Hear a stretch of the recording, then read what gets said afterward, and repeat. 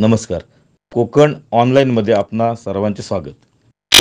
रत्नागिरी शहर आणि परिसरात नव्याने स्थापन झालेल्या शिवरत्न परिवहन वाहतूक सेनेचे सुमारे 20 रिक्षा स्टॉप होणार असल्याचे संघटनेचे कार्याध्यक्ष संतोष सावंत यांनी कोकण ऑनलाईनशी बोलताना सांगितले. माझं नाव संतोष लक्ष्मण सावंत. आमदार साहेबांनी एक नवीन संघटना स्थापन केलेली आहे, शिवरत्न परिवहन वाहतूक सेना.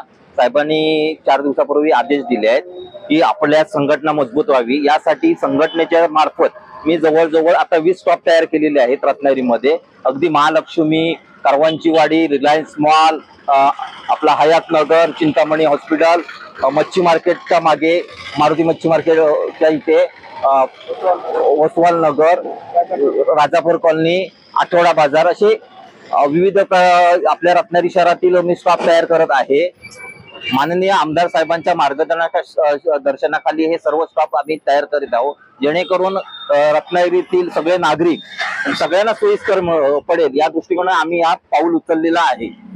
रत्नागिरी शहरातील हयातनगर येथे शिवरत्न परिवहन वाहतूक सेनेचे अधिकृत रिक्षा स्टॉप मान्यतेसाठी रत्नागिरी उपप्रादेशिक कार्यालयाचे अधिकारी उदयनसिंग साळुंके, मोहन चव्हाण आदींनी पाहणी केली होती.